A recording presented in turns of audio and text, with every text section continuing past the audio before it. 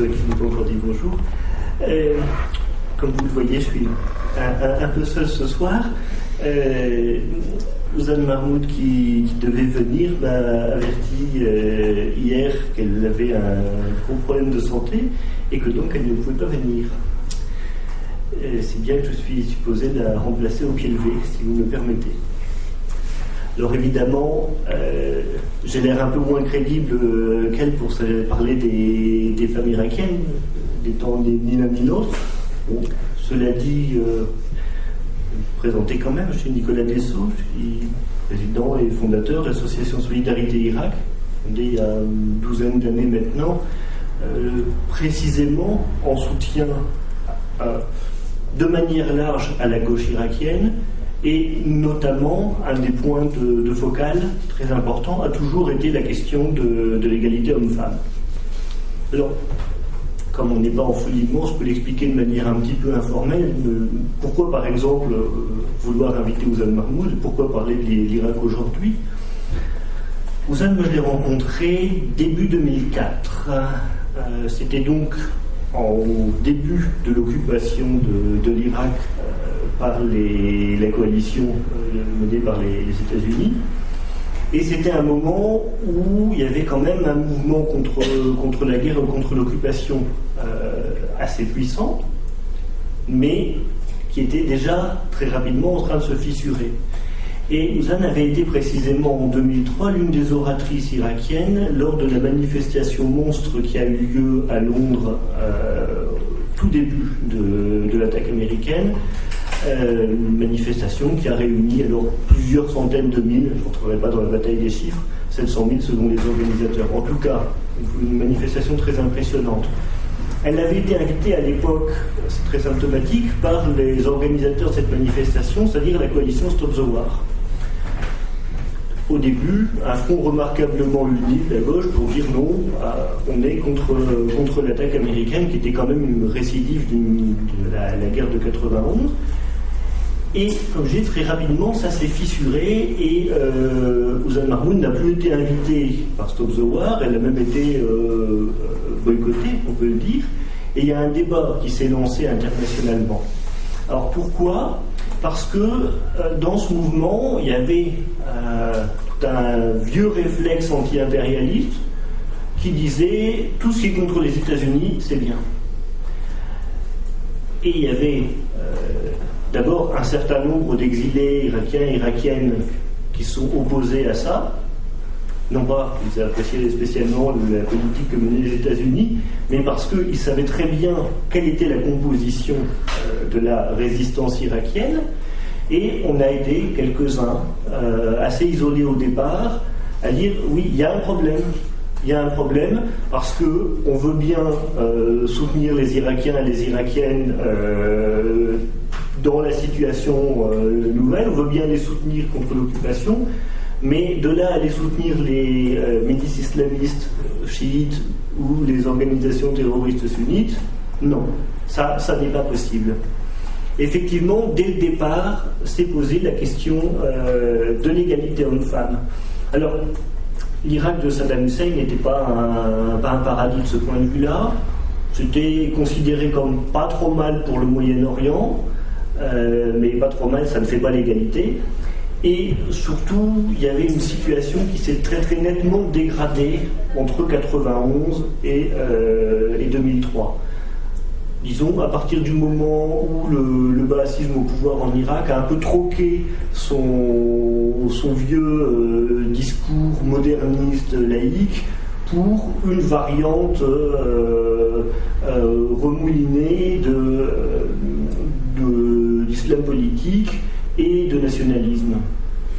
Et il s'est accompagné de ça d'une très très nette dégradation de la situation des femmes générales et notamment de la situation légale. Un peu le point de focal de tout ça, c'était la loi sur le crime d'honneur, qui fait que celui qui assassinait sa femme, sa fille, sa sœur, pour défendre l'honneur de la famille, ne risquait pas d'être condamné.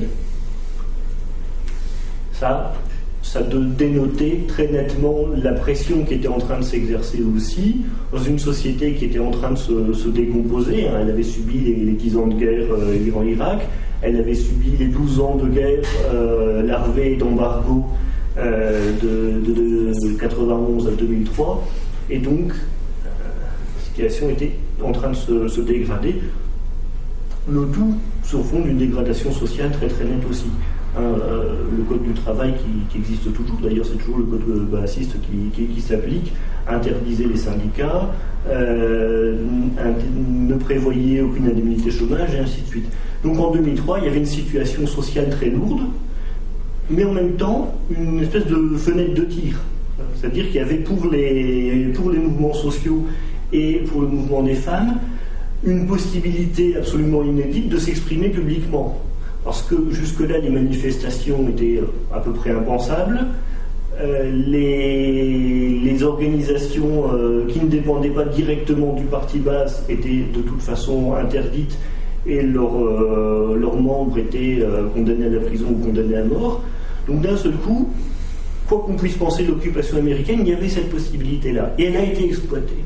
Elle a été exploitée notamment justement avec la création de l'Organisation pour la liberté des femmes en Irak, qui très vite s'est imposée comme l'une des figures du féminisme en Irak.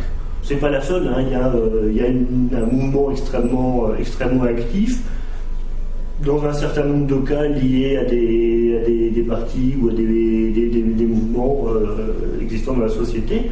Pas uniquement, il y a un certain nombre de personnalités, mais l'OLFI, l'Organisation pour la liberté des femmes en Irak, s'est rapidement imposé par sa capacité à la fois à être sur le terrain et à communiquer internationalement avec un bon réseau dont Ozan est devenu la porte-parole, qui permettait d'expliquer ce qui était en train de se passer et de démystifier un certain nombre de choses. Démystifier parce que, ça nous a été très souvent reproché, les États-Unis disaient volontiers que l'une des causes qu'ils défendaient en arrivant en Irak, c'était la cause des femmes. Alors pourquoi pas, c'est très louable, mais défendre la cause des femmes en mettant au pouvoir des partis islamistes tels que le Dawa, qu'ils ont installé au pouvoir, ou en réintégrant progressivement les anciens cadres baasistes, c'est une curieuse manière de le faire. Alors, je vais remonter un petit peu plus loin dans le temps parce que je pense que ça vaut le coup. Savoir d'où ça vient, ce mouvement de l'Organisation pour la liberté des femmes en Irak, pourquoi un certain nombre de militantes en exil ont pu retourner en 2003 en Irak et commencer à organiser ça, et pourquoi elles disposaient d'un réseau international. Et pour ça, je pourrais remonter loin dans le temps, mais je vais prendre une date assez simple, c'est 91. 91, c'est donc le moment de la première attaque américaine sur l'Irak. Et les Américains n'ont visiblement pas un plan très très clair sur ce qu'ils vont faire. Ça c'est... Ils savent ils disent qu'ils veulent renverser Saddam Hussein, ce qu'ils n'ont pas fait. Ils savent qu'ils vont gagner. Quand ils se lancent dans une guerre comme ça, ils ont de bonnes chances de le faire, mais ils n'avaient visiblement pas préparé le terrain politiquement. Par contre, ce qu'ils ont fait, c'est qu'ils appellent la population à soulever. Ils l'appellent massivement, des tracts envoyés par avion, etc., appelant la population à soulever. Et elle l'a fait. Mais elle ne l'a pas fait de la manière qu'il l'avait prévu ou qu'il l'aurait souhaité, avec deux mouvements très distincts qu'on retrouve encore dans la géographie de l'Irak et de ses guerres civiles actuelles. C'est que toute la partie sud et centrale, disons l'Irak arabe, c'est essentiellement les mouvements islamistes, et notamment les mouvements islamistes chiites liés à l'Iran, qui ont organisé la révolte. Il y a eu des militants de gauche qui ont tenté d'y participer, j'en connais. Au bout de quelques jours, ils ont compris qu'ils avaient perdu la main là-dessus et que c'était en train de devenir quelque chose de très dangereux pour eux, aussi dangereux que les baasistes. Par contre, dans la partie nord du pays, au Kurdistan, il se passe quelque chose de complètement différent et d'imprévu par les stratèges américains. C'est que les premiers à organiser le soulèvement contre le régime, c'est des communistes. Et en plus, au moment où ils pensaient s'être débarrassés de Moscou, c'est en 91, donc au moment de l'effondrement de l'URSS, C'est une autre branche liée à des mouvements communistes iraniens qui est en train de lancer le soulèvement, et pendant quelques semaines, on a une situation effective d'autogestion de la société, des conseils de quartier, des conseils d'usine, etc. Il n'y a pas, dans ce soulèvement, qui dure quelques semaines, réellement de place pour les femmes. J'ai posé la question à un certain nombre de militantes qui avaient vécu cette période-là. Elles me disent non, dans les revendications, ça n'apparaissait pas, dans les questionnements qui se posaient à la société, ça n'apparaissait pas, alors qu'il y avait des questionnements sociaux très forts, avec des slogans quand même comme les 35 heures ou la mort, qu'on appelle imaginer ici. Cela dit, l'insurrection ne dure pas très longtemps, mais elle provoque une réaction des États-Unis, c'est qu'ils arrêtent les combats. Là où ils annonçaient qu'ils allaient renverser Saddam Hussein, ils disent non, finalement, on a repris le Koweït, on a rendu la souveraineté au Koweït, tout va bien, c'est terminé. On arrête là. Et cet arrêt a permis à la fois à Saddam Hussein de reconquérir une partie du terrain et de se réinstaller au pouvoir pour 12 ans. Et par contre, au parti nationaliste kurde, qui avait été doublé de vitesse par l'extrême gauche, eh bien, de reprendre le pouvoir. Et une petite composante qui va jouer un rôle important par la suite, qui sont les islamistes, qui vont, après un certain nombre d'affrontements armés, s'arroger une petite zone près de la frontière iranienne, autour de la cité de Al-Absha, qui est surtout connue pour les massacres au gaz chimique organisés par Saddam Hussein. Ça va faire qu'aujourd'hui, effectivement, la situation au Kurdistan d'Irak et la situation dans le reste de l'Irak est fondamentalement différente. À partir de ce moment-là, les sociétés divergent. Bon, les Kurdes n'étaient pas spécialement demandeurs d'être en Irak, même si la situation est complexe, je ne rentre pas dans le détail de tout ça. Mais en tout cas, ils vont évoluer différemment, il va y avoir un fort développement économique, et une situation sociale qui reste extrêmement tendue, des mouvements sociaux qui partent dans tous les sens pendant toute une décennie. C'est là-dedans que va naître une première organisation qui s'appelle l'Organisation des femmes indépendantes, qui est formée en 92, donc juste après la fin du soulèvement, et qui commence à poser un certain nombre de questions à la société kurde. Les questions, justement, l'abolition des lois baassistes, notamment les lois sur le statut personnel, etc., tout ce qui organise l'inégalité homme-femme, qui pose la question du crime d'honneur, qui pose la question de l'excision, qui est pratiquée, même si pendant très longtemps, sur les cartes, on pensait que l'excision c'était un phénomène africain. L'excision est pratiquée au Kurdistan. J'ai rencontré des militantes qui m'ont raconté concrètement comment elles avaient été excisées. Bon, voilà, c'est des choses sur lesquelles l'Organisation des femmes indépendantes a commencé à porter le débat, et ça a été reçu de manière très diverse. Je viens de dire qu'elles sont des militantes quasiment clandestines. Elles ont un peu d'activité publique, puisqu'on n'est plus dans la zone baassiste, on peut théoriquement parler librement.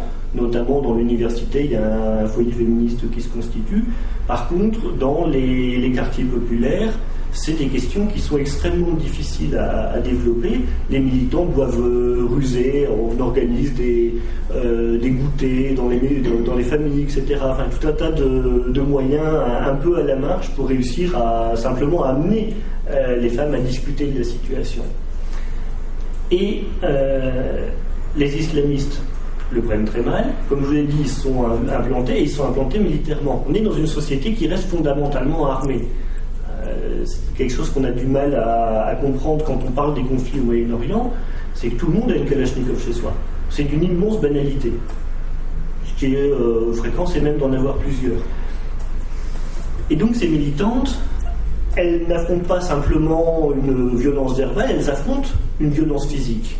Il y a des fatwas qui sont lancés à plusieurs reprises contre les dirigeants de l'Organisation des femmes indépendantes, et ça se termine effectivement dans un bain de sang. C'est-à-dire qu'un matin, des militants islamistes rentrent dans le local où elles se réunissent habituellement et massacrent tout le monde. Par chance, les principales dirigeantes n'étaient pas dans le local ce matin-là. Puis vraiment par chance pour en avoir rencontré, elles m'ont dit on avait eu une réunion qui avait duré très très tard la veille, on n'est pas venu le matin. 5 morts. Et puis ensuite, deuxième offensive qui vient d'un allié des islamistes, qui est l'Union patriotique du Kurdistan. Donc le parti membre de l'Internationale socialiste, actuellement au pouvoir au Kurdistan, et dont le principal dirigeant est le président de l'Irak. Eux ont purement et simplement interdit l'organisation des femmes indépendantes, fermé autoritairement ses locaux, emprisonné ses gardes du corps, et ainsi de suite. Donc voilà un peu le contexte. Et ça, cette fermeture, c'est en 2000, donc juste avant l'épisode de 2003. Alors si j'ai raconté tout ça, c'est pour dire que l'Organisation pour la liberté des femmes en Irak ne vient pas de nulle part. Ce sont les mêmes militantes, notamment Nasik Ahmad, notamment Somar Hamid, etc., qui ont passé le relais de l'une à l'autre. En pratique, il y avait même eu un réseau féministe qui avait joué le relais entre les deux, dans la mesure où ils avaient développé déjà, dès 1998, un réseau international à partir de militantes qui avaient été contraintes de s'exiler pour fuir soit cette violence-là au Kurdistan, soit le baasisme dans le reste de l'Irak. Donc en 2003, il y a déjà effectivement des militantes qui vivent en exil, quelquefois depuis très longtemps. Yamar Mohamed, la fondatrice et la présidente de l'Organisation pour la liberté des femmes en Irak, je crois, à ma connaissance, elle n'avait jamais milité en Irak même. Elle avait toujours milité au Canada, mais en 2003, elle choisit de venir s'installer à Bagdad, parce qu'elle pense que c'est là qu'il y a possibilité de faire quelque chose. 2003-2004, il y a effectivement cette fenêtre de tir. C'est la première fois qu'il y a des manifestations publiques du 8 mars à Bagdad. C'est quand même quelque chose. J'entends quelquefois des débats, est-ce que le 8 mars ça veut dire encore quelque chose, etc. Au Moyen-Orient, il n'y a aucun doute, ça veut dire quelque chose. Et puis, première tentative d'organiser des choses concrètement, il ne s'agit pas seulement de dénoncer devant la presse, il ne s'agit pas seulement d'exposer ce qui se passe, c'est la recherche de solutions concrètes, donc la création de foyers. Alors ça avait déjà été fait un peu au Kurdistan, expérimenté au Kurdistan auparavant, mais il y a une installation d'un certain nombre de foyers qui ont été créés, qui visent à accueillir justement les femmes menacées de crimes d'honneur, des femmes, des couples, qui fuient, parce que le crime d'honneur n'est toujours pas interdit. Il a été interdit il y a quelques années officiellement dans une partie du Kurdistan, mais il n'y a toujours pas de condamnation, donc c'est une interdiction un peu en l'air. Et du coup, ça c'est quelque chose qui donne un poids extrêmement concret à la question de la libération des femmes. C'est-à-dire que les militants sont d'abord connus pour ça. Le numéro circule discrètement, avec le journal, mais pas uniquement, il y a tout un tas de moyens, avec la radio surtout, celle qui fonctionne avec des hauts et des bas depuis 2003 et que le gouvernement irakien a récemment essayé d'interdire, de manière à ce que les femmes qui sont en situation de danger puissent trouver un point de refuge. Alors, c'est pas immense, c'est en permanence quelques dizaines de femmes qui sont accueillies, quelquefois un an ou deux. Un certain nombre de militantes ont commencé par arriver là dans cette situation. Il y a d'autres activités qui sont développées, notamment les visites de prison. Un truc bête, mais c'est qu'en Irak, une femme peut aller en prison parce que son frère, son mari, son cousin est soupçonné d'être membre d'un groupe armé islamiste. Une conception de justice familiale comme ça, qui fait qu'il y a un certain nombre de prisonnières qui ne savent absolument pas pourquoi elles sont là, qui n'ont pas vraiment de charge d'inculpation, qui attendent simplement qu'on ait mis la main sur leurs parents pour éventuellement les laisser sortir. Et voilà, un certain nombre de questions basiques, extrêmement concrètes, et puis aussi des campagnes plus politiques sur la question de l'égalité homme-femme, puisque concrètement, dans la loi, elle n'a toujours pas été mise en place. Il y a les femmes ont le droit de vote, par exemple. Ça devient, il y a presque plus de pays où ça n'est pas le cas officiellement. Il y a même un nombre de femmes députées qui, je crois, est supérieur à la France. En tout cas, ça a été longtemps le cas. Mais elles sont en général élues de partis islamistes qui ne laissent pas tellement voix au chapitre. Alors, je fais beaucoup d'histoire, c'est ma déformation d'historien. Je voudrais quand même parler un petit peu de l'actualité, de ce qui est en train de se passer, et pourquoi il y a de nouveau un sujet d'actualité. Il y a eu le printemps arabe. Le printemps arabe, ça commence en fait par un printemps iranien, 2009, et puis ça se poursuit dans un certain nombre de pays. En Irak, il y a des tentatives, d'ailleurs lancées par à peu près les mêmes réseaux militants que ceux dont j'ai parlé. Je me souviens notamment d'une camarade de Lolfi qui avait été raptée par des gangs gouvernementaux et sérieusement passée à tabac dans des manifestations liées au printemps arabe. C'est vraiment les mêmes réseaux qui ont tenté. Bon. En Irak, on ne peut pas dire que ça ait beaucoup pris. Il y a eu un peu des émeutes au Kurdistan d'Irak, mais qui n'ont pas duré. Ça a duré quelques semaines, mais sans avoir l'importance que ça a pu avoir ailleurs. Par contre, il y a la situation syrienne. Et dans la situation syrienne, on va retrouver en fait des acteurs et des éléments de la situation irakienne. C'est vraiment des choses qui sont complètement entremêlées. Ce qui s'est passé dans un premier temps en Syrie, vous avez le régime qui se scinde, ni plus ni moins, et pendant quelques mois c'était assez difficile de savoir où est-ce que ça allait, parce qu'en plus c'était les mêmes des deux côtés, c'était les anciens dirigeants bassistes syriens des deux côtés qui se disputaient le pouvoir. La fondation de l'armée syrienne libre, dont le programme était on ne peut plus flou, mais qui a servi de tête de pont à un certain nombre de puissances occidentales pour s'opposer au régime d'Assad pro-Moscou et pro-chinois. Et peu à peu, la montée en puissance des milices islamistes, alors ça a été d'abord le Front al-Nosra, ça a été Al-Qaïda, et c'est maintenant l'État islamique. Mais l'État islamique, c'est pas quelque chose qui n'est nulle part. Je vois beaucoup de gens, mais alors d'où ça vient, qu'est-ce que c'est, etc. Bon, l'État islamique, on sait ce que c'est. C'est pas extrêmement difficile à suivre, il faut simplement tracer la généalogie.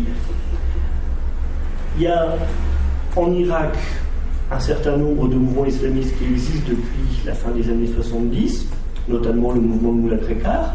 Ce sont ces mouvements-là qui ont menacé et qui ont tenté d'assassiner les militants de l'Organisation des femmes indépendantes au Kurdistan, et qui ont servi de matrice d'une certaine façon, avec la jonction avec les islamistes jordaniens, à ce qui est devenu Al-Qaïda.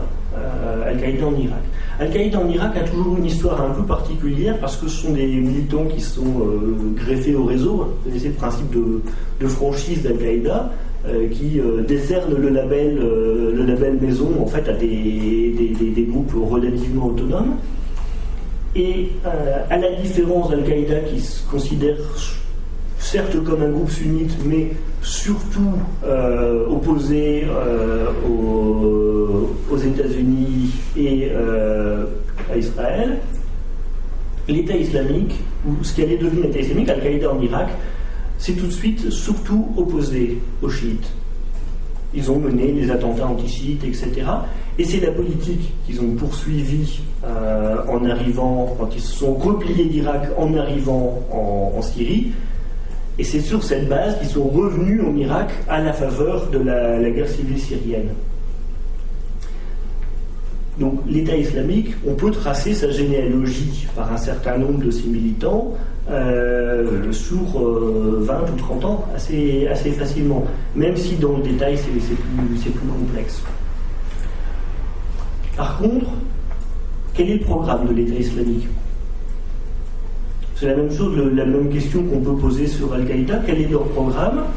Qu'est-ce que c'est politiquement ? Et la réponse qu'on donne souvent dans la presse en disant c'est des barbares, c'est le retour au Moyen-Âge, c'est d'une grande inconsistance si on veut analyser profondément les choses.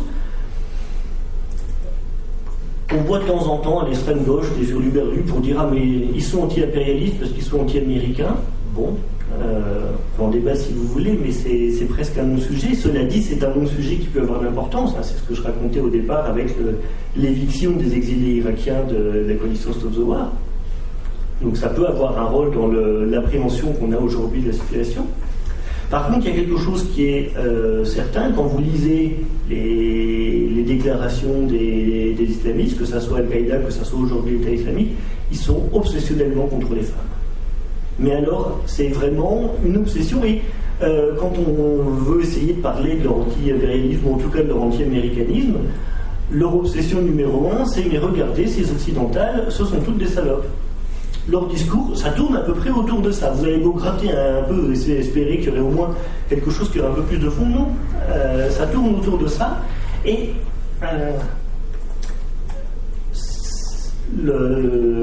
ça a du sens, d'une certaine façon.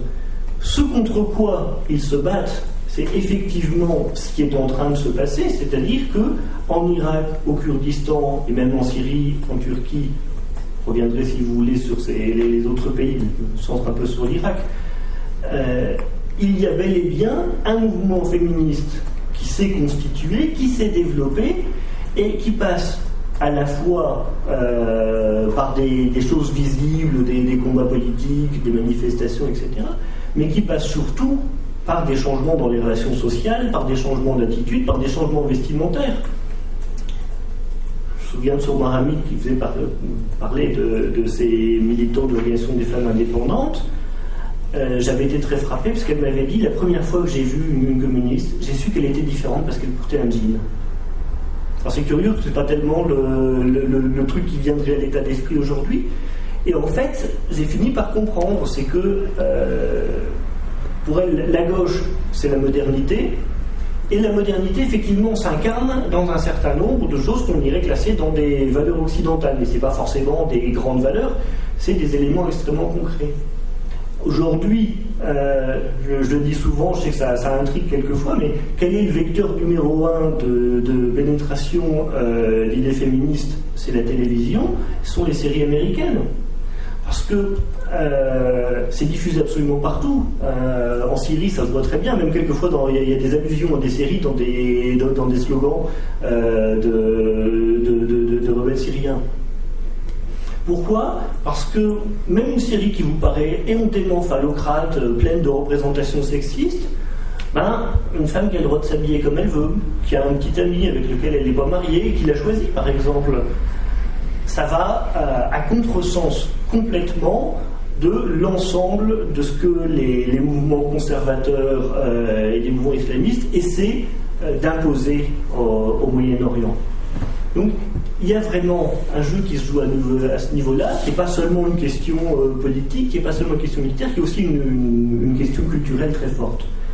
Ça, je crois que c'est extrêmement important à comprendre, c'est que réellement, ce que craignent les islamistes, ce qu'ils craignent le plus et ce qu'ils attaquent le plus, ce sont ces transformations-là. C'est d'abord une contre-révolution du patriarcat. Pour moi, c'est l'angle numéro 1 d'analyse par rapport à ces questions-là. Et c'est pas un hasard si régulièrement ils se sont dirigés contre des personnalités féministes, contre les militants de l'Organisation pour la liberté des femmes. Ouzan Mahmoud, je me souviens très bien parce que je l'ai accueilli chez moi quelques jours après, avait été menacé par un groupe islamiste. Un email posté du cybercafé en bas de chez elle. Donc quelqu'un qui savait très bien où elle habitait. C'est quelque chose, et quand on reçoit ce genre de menaces, ça impressionne. Yana Mohamed, la présidente de l'Organisation pour la liberté des femmes, Al-Qaïda déclarait qu'elle était plus dangereuse que le Mossad. Je ne sais pas si le Mossad est dangereux ou pas dangereux, mais pour Al-Qaïda, c'est quand même un critère important. Donc, si j'insiste là-dessus, c'est que pour moi, dans les éléments qui sont en train de se jouer, je ne dirais pas que c'est la seule chose qui est en train de se jouer aujourd'hui au Moyen-Orient, c'est réellement cette question-là. C'est quelle va être la place des femmes demain au Moyen-Orient. C'est pas un hasard dans la bataille de Kobané en Syrie, si aujourd'hui le symbole, c'est celui de femmes en train de se battre contre les islamistes et qui ont réussi concrètement à les foutre dehors. C'est pas un hasard aussi si ce sont des militantes, quelquefois des fondatrices de l'Organisation des femmes indépendantes, je pense à Bahar Mounzir par exemple, qui aujourd'hui sont en train d'organiser en Irak les forces de résistance populaire et qui ont fait la jonction avec Kobané. Bahar Mounzir a été à Kobané, rencontré les militantes sur place, en est revenu émerveillé, parce que effectivement aujourd'hui c'est ça qui est en train de se jouer. Là, tout simplement, de manière très concrète, dans certaines des zones contrôlées par la gauche au Kurdistan syrien aujourd'hui, la loi sur l'égalité homme-femme, qui n'existe nulle part ailleurs dans le secteur, a été mise en place. Combien de temps ça va tenir ? Ça dépend du soutien qu'ils auront. Et c'est un peu pour ça que c'est important de faire des rencontres comme celle d'aujourd'hui, même si elles ne se passent pas tout à fait dans les conditions qui étaient prévues au départ, parce qu'on a vu dans la bataille de Kobané à quel point la pression internationale avait été un élément important. Les Américains n'avaient pas tellement envie d'y aller, d'ailleurs ils y vont toujours un peu avec des pincettes, ils ne sont pas descendus au sol. Les Turcs empêchaient tout soutien, tout ravitaillement, et en même temps laisser de manière extrêmement poreuse l'État islamique venir se replier derrière ses lignes, profiter de ses hôpitaux, etc. C'est la solidarité internationale qui a permis de faire bouger un peu les lignes, qui a obligé les Turcs à au moins desserrer un peu les taux, permettre aux combattants blessés de Kobané de se replier et fermer la frontière à l'État islamique, et ainsi de suite. Donc, je vais m'arrêter là-dessus, parce qu'il y a des questions pour compléter sur certains points, et je crois réellement que aujourd'hui, comme en 2003, la solidarité internationale, et notamment la solidarité internationale avec les militants des droits des femmes, que ça soit en Irak, que ça soit en Syrie, que ça soit en Turquie, que ça soit en Iran, parce que tout ça est aujourd'hui une situation extrêmement liée, c'est quelque chose d'absolument essentiel. Voilà.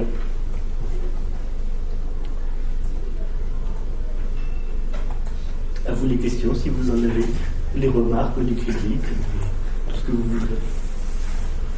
Bonjour, merci pour votre présence. Puisque vous parlez de solidarité internationale, je me demandais comment ça pouvait avoir lieu concrètement, comment est-ce qu'on peut exprimer la solidarité par rapport à ces mouvements-là en tant qu'occidental, sans pour autant s'arroger en fait leur discours, sans parler à leur place. Alors, exceptionnellement aujourd'hui, je parle à leur place pour des raisons techniques, mais ça n'est pas ce qu'on a essayé de faire depuis 2003 avec Solidarité Irak et d'autres associations du même profil. Ça a plutôt été de leur donner la parole, les inviter partout où on peut, traduire ce qu'elles publient, avec souvent cette difficulté qu'on a beaucoup traduit depuis l'anglais et pas assez depuis l'arabe, depuis le kurde. Aujourd'hui, il y aurait d'autres langues qui mériteraient d'être traduction également sur cette situation. Ça, c'est deux choses déjà importantes. Diffuser, faire connaître, parce qu'on s'aperçoit régulièrement que la situation en Irak, ça paraît compliqué, c'est inextricable, et on voit bien, ça ne mobilise pas des foules immenses. Ça, c'est la première chose. La deuxième chose, c'est relayer. Effectivement, il y a très fréquemment des campagnes qui sont lancées sur tel ou tel thème. En ce moment, je sais que, par exemple, pour le Kurdistan d'Irak, il y a une campagne qui a été lancée justement de nouveau sur la question d'une loi pour l'égalité homme-femme et donc pour l'abrogation du statut personnel. Relayer ces choses-là à l'international, ça permet aussi de leur donner une diffusion. Il y a des régimes qui s'en fichent complètement, il y a des régimes qui s'en fichent moins. Le gouvernement régional du Kurdistan est très très sensible à son image de marque internationale parce qu'il accueille beaucoup de capitaux. et du coup il est obligé de jouer avec ça. C'est moins le cas des régimes qui sont de toute façon déjà blacklistés, donc à la rigueur ça ne change plus rien pour eux. La troisième chose, c'est le soutien financier. Alors là, c'est relativement simple, hein. Il y a des dons qui sont possibles. Pour ce qui est de l'Organisation pour la liberté des femmes en Irak, c'est super basique. Il y a un compte PayPal sur leur site. On peut faire des dons absolument comme on veut. Après, ça dépend qui est-ce qu'on veut soutenir, qu'est-ce qu'on met comme priorité. Je sais qu'il y a des gens aujourd'hui qui font des collectes pour les combattants de Kobané. Donc là, c'est directement pour fournir de l'armement, parce que l'armement, c'est la clé de la situation aujourd'hui. C'est triste à dire, mais quand elles sont en train de se battre, elles ont besoin d'armes, elles ont besoin de munitions, elles ont en face d'eux concrètement l'adversaire. Donc il y a ce type de soutien financier qui est possible, qui est essentiel. Je parlais tout à l'heure des foyers, les foyers avec leurs avatars, parce qu'il y a eu des moments des foyers collectifs et des foyers individuels pour des questions de sécurité, parce qu'au cœur de la guerre civile en Irak, c'était devenu vraiment très très difficile de rassembler les femmes. Aujourd'hui, ce sont des camps de caravanes, parce qu'elles sont en train d'accueillir des femmes qui fuient les bordels militaires de Daesh, de l'État islamique, et qui donc arrivent avec non seulement rien, mais toutes les chances de se faire tuer par leur propre famille si elles y retournent. Donc ça, c'est des choses qui ont besoin de soutien financier extrêmement concret. Faire tourner une radio féministe à Bagdad, c'est quelque chose qui a besoin de soutien financier concret. Donc moi je crois qu'avec tous ces éléments-là, il y a des possibilités d'organiser le soutien, et ça n'est pas parler à leur place. Parler, elles savent le faire, elles ne manquent pas de donner de la voix quand c'est nécessaire.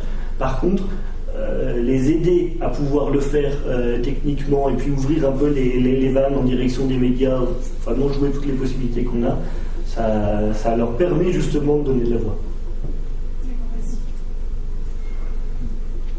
La situation des femmes en Irak, elle est très différente selon les différentes régions, que ce soit au Kurdistan ou dans les territoires sous domination Daesh, ou dans le centre ou le sud avec la domination par les chiites. Non ? Alors, oui, elle est très différente, et surtout dans la zone aujourd'hui dominée par Daesh, puisque là, tout ce qui restait de droit a totalement disparu. On est à l'application la plus stricte et la plus bornée de la charia, telle qu'elle est vue par les islamistes. Pour le reste, elle a évolué différemment au Kurdistan et dans le reste de l'Irak, mais au niveau légal, pas tant que ça. C'est-à-dire que pour l'essentiel, c'est encore l'arsenal législatif baathiste qui s'applique. Il y a eu un certain nombre de correctifs, de modifications qui ont été appliquées de part et d'autre, un peu en temps différencié, donc il y a effectivement des différences. Par contre, les fondements sociaux, eux, sont relativement différents. Le Kurdistan est beaucoup plus développé économiquement aujourd'hui, et du coup aussi culturellement plus développé. Alors que l'Irak a subi de plein fouet les 12 années d'embargo et ensuite les années de guerre civile.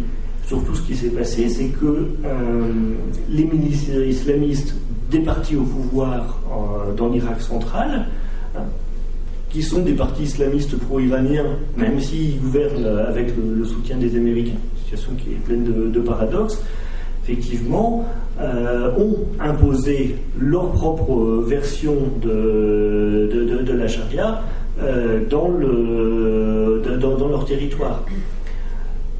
Dans la période la plus sombre de la guerre civile, notamment 2007-2008, c'était quotidiennement des femmes qui étaient assassinées dans la rue parce qu'elles se promenaient sans voile ou pas assez voilées. C'était l'exclusion des étudiants de l'université. Ça reste encore essentiellement le cas, même s'il y a eu un peu de réouverture. Mais notamment, il y a eu des affrontements à Bassora sur cette question. Il y a eu un mouvement d'ailleurs d'étudiantes pour essayer de pouvoir rester à l'université. Et il y a eu des attaques systématiques contre toutes les femmes en situation professionnelle, notamment contre les femmes médecins. Ça a été particulièrement fort. mais ça a été vrai contre des avocates, ça a été vrai contre toutes les femmes qui avaient eu une position dans la vie civile. Ça, là-dessus, il y a des différences sur un certain nombre de points entre les islamistes chiites et sunnites, mais sur cette question des femmes, c'est plutôt une question de degré dans la façon dont ils l'appliquent que de divergence fondamentale. C'est vraiment l'attaque systématique contre le fait que des femmes puissent avoir une position en dehors de la maison.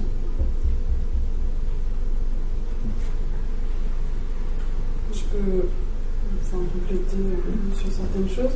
Je suis militante féministe à Lille, et il y a 15 jours, j'étais au Forum social mondial à Tunis. Et à cette occasion, j'ai pu rencontrer en conférence plusieurs féministes de plusieurs pays, et notamment du Kurdistan, et donc qui témoignaient, et donc là, voilà, on a eu leurs paroles, et qui témoignaient justement pour elles de l'importance de se mobiliser. Moi, ça m'a fait connaître aussi énormément une grande diversité quand même de mouvements féministes et de résistance qui existent au Moyen-Orient, et donc là, en l'occurrence au Kurdistan. Et elles en appelaient forcément à la solidarité internationale, et notamment par ce que tu disais, le relais d'information.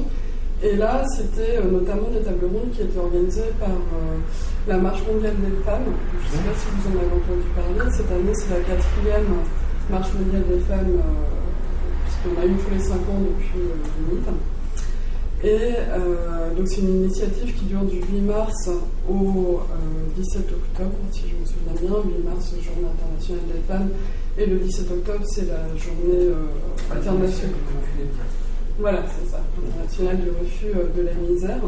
Et c'est une initiative plurielle qui est soutenue par énormément d'associations féministes internationales, et qui a un axe double et qui se rejoint, qui est à la fois un axe féministe antipatriarcal et aussi un axe anticapitaliste.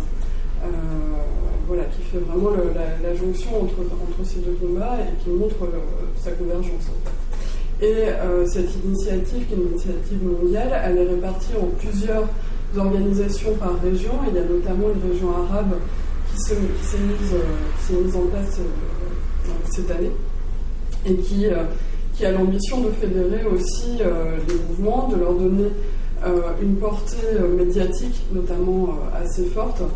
Et ce qui m'a marqué aussi, c'est la diversité des formes de résistance et des organisations, mais aussi leur extrême petitesse, si on veut. C'est-à-dire que ça part vraiment d'initiatives extrêmement locales, dont les formes de domination sont les mêmes partout, mais partout ce sont quand même des petits mouvements. Et en fait, cette marche mondiale, elle leur donne quand même une ampleur. Et là, au Forum mondial, c'était effectivement l'occasion d'avoir un dialogue entre ces différentes organisations. Et un exemple, alors là c'était sur le Kurdistan des côtés turcs. Donc la marche mondiale est partie le 8 mars, en tout cas pour les organisations de la région Europe, donc c'était Europe-Turquie, est partie du Kurdistan turc. Et c'était une délégation, plusieurs organisations qui soutenaient ça.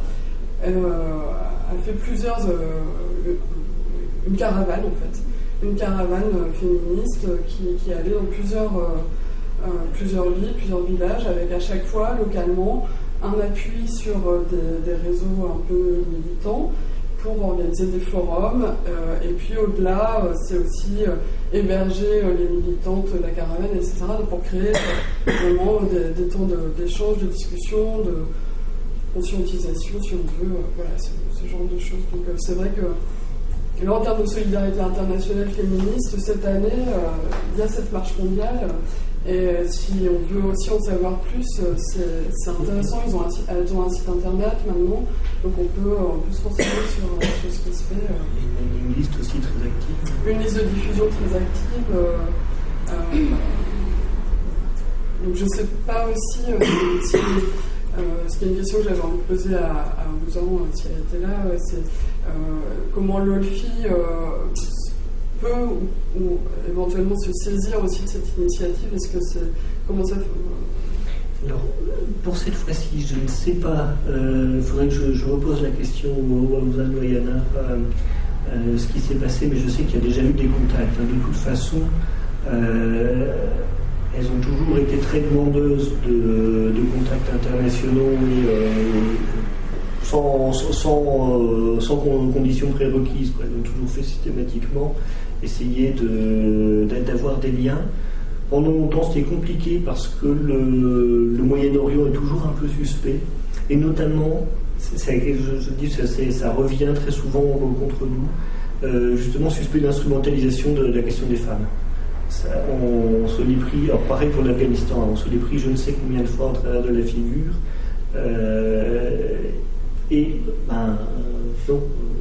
ça reste une question centrale et on ne peut pas l'évacuer de cette manière-là. Je sais que sur les forums sociaux mondiaux, Yana Mohamed y a été à plusieurs reprises, notamment parce qu'il y en a eu plusieurs en Asie du Sud-Est, il y en a eu pour l'Asie en tout cas. Lausanne a dû aller à certains aussi. Après, au niveau des soutiens fiables, d'une certaine manière, et réguliers pour l'OLFI, c'est essentiellement Madré aux États-Unis, qui est une organisation de la tradition socialiste féministe, qui a des liens avec un certain nombre d'organisations sœurs, notamment en Amérique du Sud, mais qui est en lien très très proche. Là, elle fonctionne vraiment en harmonie depuis plusieurs années. Il y a des mouvements également au Japon, qui est un des pays où il y a eu les mouvements de soutien les plus forts pour la gauche irakienne. Il y avait un enjeu important puisque pour la première fois, l'armée japonaise, qui n'existe officiellement pas, était présente sur un terrain militaire extérieur. Donc pour l'ensemble du mouvement pacifiste japonais, la question de l'Irak était vraiment cruciale. Mais du coup, ça a permis le développement de soutien. Et dans ce débat international sur est-ce qu'il faut soutenir tous ceux qui sont contre les États-Unis ou est-ce qu'il faut être très sélectif, eux ont fait le choix d'être très sélectifs et de se positionner sur la question de qui défend les mêmes valeurs que nous, est-ce que sur quoi on est d'accord, et donc on posait la question de l'égalité homme-femme comme un des critères. À mon sens, c'était le critère essentiel. Donc il y a ces possibilités-là. Pour revenir sur la question de la Turquie, j'en ai pas trop parlé parce que quand on rentre dans le dédale du Moyen-Orient, c'est compliqué. Mais il y a quelque chose qui est très remarquable. Je parlais de ces combattantes, on les voit sur toutes les photos à Kobané, qui sont souvent très jeunes. Ce qui se passe très concrètement, c'est vrai au Kurdistan, c'est vrai dans d'autres pays. J'ai lu des choses, par exemple, sur l'Inde, extrêmement comparables. C'est que pour une jeune fille kurde qui vit dans un village ou dans une petite ville, l'une des solutions pour échapper au pouvoir de la famille, c'est de s'engager dans la guérilla. Donc ça lui donne une place sociale qu'elle ne peut pas atteindre autrement. Et on voit effectivement, il y a 50% de femmes, souvent très jeunes, elles ont quelquefois 14-15 ans quand elles arrivent. Donc ça joue beaucoup. Et il se trouve que c'est le PKK qui a organisé tout ça. Et c'est une organisation qui a eu une évolution extrêmement bizarre, puisque au départ c'était un marxisme-léninisme orthodoxe, assez stalinien, avec en plus des modes de financement un peu douteux, etc. Et en fait, depuis que leur leader, Öcalan, est en prison, il a beaucoup étudié, beaucoup réfléchi, beaucoup changé ses positions. Et il a mis effectivement la question de l'égalité homme-femme très en avant. Et ça, alors, je ne suis pas certain que ça ait convaincu tout le monde dans le PKK, mais par contre, les jeunes militants ont su s'en emparer et faire monter en puissance cet aspect-là comme l'aspect le plus déterminant de leur engagement. Donc du coup, ça leur donne une marge de manœuvre supplémentaire, et ça se voit dans des réalisations concrètes aujourd'hui. Alors je sais je vois un peu circuler des gens qui font des grands rêves sur la révolution sociale au Rojava. Je ne suis pas convaincu partout. Par contre, sur cette question de l'égalité homme-femme, je pense que on ne peut pas poser la question de la manière la plus claire. D'un côté, c'est oui, et de l'autre côté, c'est absolument non. Donc là, on a une ligne de front militaire sur la question de l'égalité homme-femme. C'est à peu près le seul endroit dans le monde où on puisse la voir de manière aussi claire, aussi nette, aussi précise. C'est là aussi super important. Et très clairement, je le vois même en discutant avec des militantes dans d'autres pays, parler de la Tunisie, par exemple, de discuter avec des militantes tunisiennes ou algériennes, ils ont les yeux braqués sur ce qui se passe au Kurdistan, parce qu'une victoire là, c'est vraiment un grand stop qui est envoyé aux islamistes. Et ce sont les mêmes problèmes qu'elles rencontrent. On parle aujourd'hui de ce qui se passe en Irak et au Moyen-Orient, mais dans la moitié de l'Afrique, c'est exactement la même situation. Je me souviens de déclarations de militantes féministes au moment de la prise de Timbuktu. Elles rencontraient exactement la même chose. C'est-à-dire d'un seul coup, tout ce qu'elles avaient essayé de construire pendant des années, pendant des décennies, et je sais que les mouvements féministes africains sont solides et sérieux, était en train de s'effondrer brutalement avec l'entrée des islamistes. Donc vraiment, cette ligne de front, elle est essentielle.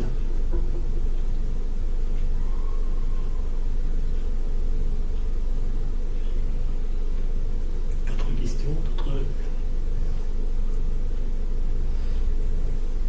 Moi, je me demandais simplement, au quotidien, pour ces organisations en Irak, vous avez parlé d'une radio féministe, de camps, de foyers d'accueil. Qu'est-ce qu'au quotidien, comment font-elles, comment s'organisent-elles et quels sont un peu leurs objectifs et leurs actions? Alors, elles ont un local à Bagdad, qui est un local public, ce qui est pas sans risque. Alors, Bagdad, c'est une ville assez étrange, c'est immense, c'est divisé en quartiers qui sont vraiment...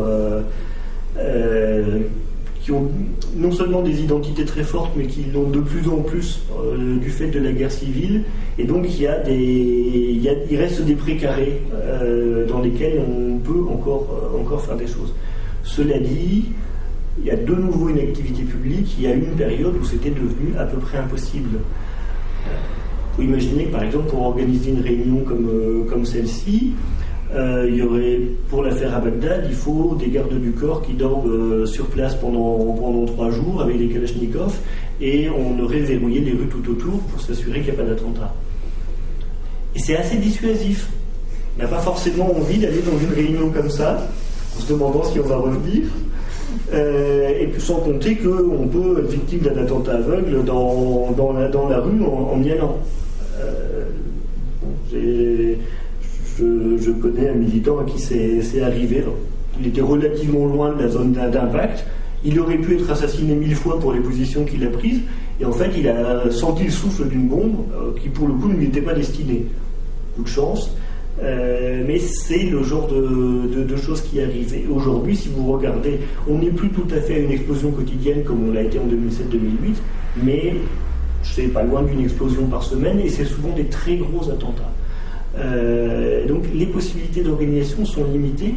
Et par exemple, autant les islamistes anti-manifestes qui peuvent d'un seul coup même mettre des dizaines de milliers de personnes dans les rues, autant la gauche n'a plus cette possibilité-là, très clairement, parce qu'elle ne peut pas sécuriser suffisamment les manifestations pour le faire.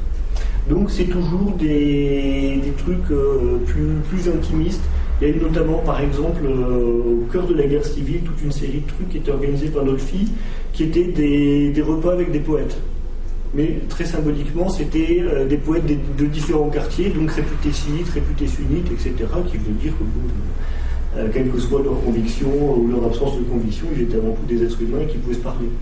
Ça paraît une chose simple, mais quelquefois c'est important. Et là-dessus, Nolfi a vraiment été très très en pointe dans le fait d'affirmer que, voilà, il y avait une organisation qui est ouvertement universaliste, donc il y avait d'abord l'humanité qui comptait, et donc l'égalité entre tous les êtres humains. Aujourd'hui, concrètement, les axes principaux, pour ce qui est de la partie, disons, d'Irak central, c'est surtout la question des foyers et de l'accueil des femmes, avec aujourd'hui cette spécificité, c'est-à-dire qu'elles accueillent les femmes qui sortent des bordels militaires de Daesh, notamment des jeunes femmes yézidis. C'est pas la première fois qu'il y a des histoires avec les femmes yézidis. Je ne sais pas si vous vous souvenez de l'histoire du meurtre de Doua en 2007. Ça a été assez médiatisé. C'est une histoire assez étrange, mais très symbolique de la situation. Et c'est la première fois, je crois, qu'on entendait internationalement parler des yézidis. Et là-dessus, l'OLFI était intervenu de manière très forte.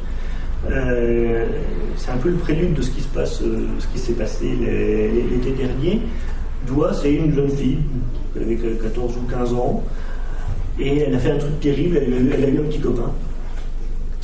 Et en plus, c'est même pas un yézidi, elle était de la communauté yézidi, lui était musulman, et apparemment, ils se sont donné rendez-vous. Ce rendez-vous a provoqué des dizaines de morts. D'abord Doua elle-même, parce qu'elle a été massacrée par sa famille.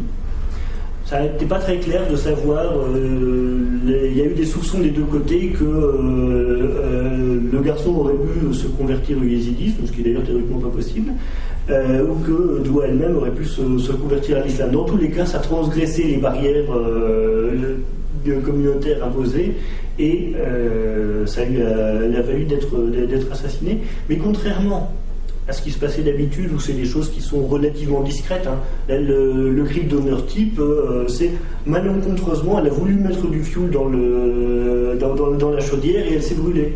Ça, c'est la façon dont ça va. Tandis que là, elle a été lapidée en public et filmée en vidéo au téléphone portable.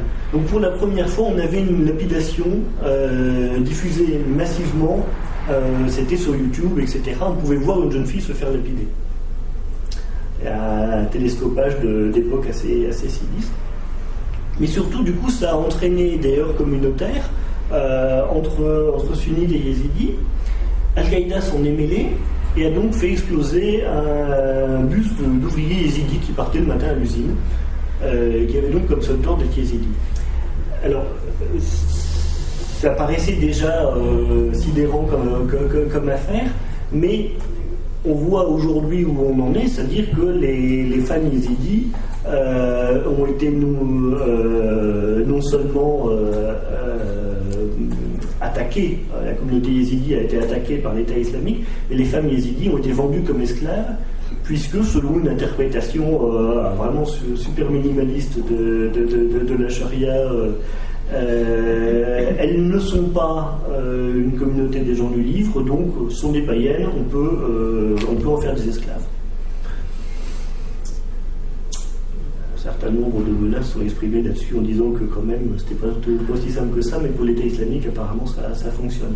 Et donc aujourd'hui effectivement il y a un certain nombre de ces jeunes filles qui parviennent progressivement à s'enfuir et qui trouvent le chemin de l'OLFI, qui a des relais dans la zone contrôlée par l'État islamique.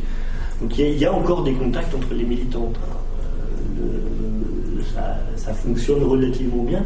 Donc elles sont redirigées vers la banlieue de Bagdad, où il y a un camp pour leur permettre de survivre, tout simplement. Il y a aussi une autre chose, c'est que depuis quelques années, dans ces foyers, ils accueillent également des homosexuels, souvent homosexuels ou hommes, en couple ou non, puisque les milices chiites ont même une attaque extrêmement violente contre les homosexuels. En Irak, c'était relativement bien toléré, même sous le régime de Saddam Hussein qui tolérait à peu près rien. Il y avait des lieux de rencontre homo, etc. Du moment que ça ne se voyait pas socialement, c'était pas un problème. Par contre, aujourd'hui, la plupart se sont exilés. Il y a une association à Londres qui a été lancée par Ali, qui a fait d'ailleurs un certain nombre de meetings avec Ozan ces dernières années, pour attirer l'attention sur la question de la communauté homosexuelle en Irak, parce qu'ils sont arrivés avec des méthodes assez horribles. Ils utilisent des sites de drague, par exemple, pour inviter des homos, et en fait, ils sont attendus par un commando qui les exécute ou qui les torture. Là aussi, l'État islamique a repris ce truc-là et on a vu qu'ils diffusent des vidéos d'exécution d'homosexuels. Donc ça donne une petite idée de ce qui attend les homosexuels dans les régions qui n'ont pas encore conquis. Donc c'est devenu l'un des enjeux également pour l'OLFI. Ça c'est un peu une nouveauté. Il y a des liens qui s'étaient tissés au cours des années, mais ça fait 2-3 ans que vraiment ils ont investi cette question-là. Il y avait des militantes homosexuelles dans l'OLFI depuis longtemps, j'en ai rencontré, mais ça n'avait jamais été posé comme une question essentielle. Donc il y a aussi du neuf de ce point de vue-là. Et puis, il y a les questions de simple survie de l'organisation. On parlait de chiffres tout à l'heure. J'ai jamais réussi à avoir des chiffres extrêmement précis, mais avoir un chiffre auprès de Moyen-Orientaux, c'est très difficile. Par contre, j'ai vu la carte numéro 600, ce qui donne une petite idée. Je sais aussi que l'Organisation des femmes indépendantes revendiquait à peu près 2000 militantes dans les années 90. On est dans cet ordre-là. C'est quelques centaines très concentrées sur Bagdad et après des relais dans les autres villes. Alors, quelques centaines, ça ne fait pas quelques centaines de militantes, ça fait quelques centaines d'adhérentes. Vous connaissez tous la distraction. Ça peut quelquefois être plus compliqué que ça. Mais quand on voit par exemple les rapports, pas tout à fait annuels, mais les rapports qui sont publiés par l'OLFI sur ces activités, j'en ai traduit un certain nombre. Quand on voit les photos lors d'événements, lors de réunions, etc., il y a au moins une cinquantaine de personnes qui sont réellement très actives sur Bagdad en ce moment. Ça donne à peu près un ordre d'idée, sachant qu'elles sont reliées à tout un tas d'autres organisations de la gauche, notamment à des mouvements syndicaux. Donc il y a aussi cet aspect-là qui se joue. Je n'ai pas parlé de ces questions syndicales, mais il y a eu un travail important, notamment avec la Fédération des conseils ouvriers et syndicats, pour essayer de syndiquer les secteurs majoritairement féminins. Ça n'est pas un travail facile et ça l'est d'autant moins qu'il n'y en a quasiment plus aujourd'hui, à part chez les employés, puisque justement la politique des milices chiites, ça a été d'interdire aux femmes de travailler.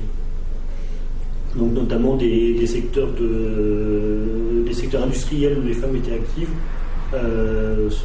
soit ont disparu, dans la plupart des cas, soit se sont masculinisées. En vous écoutant, j'en pense à finalement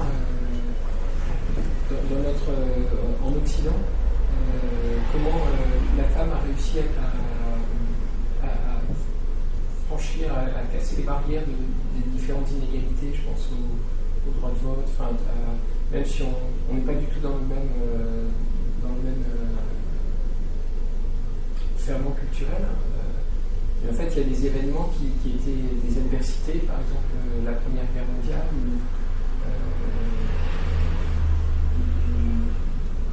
avec les suffragettes et les suffragistes en Angleterre, où elles ont activement participé à l'armement, etc. Et je me suis dit, mais bon sang, qu'est-ce qui pourrait permettre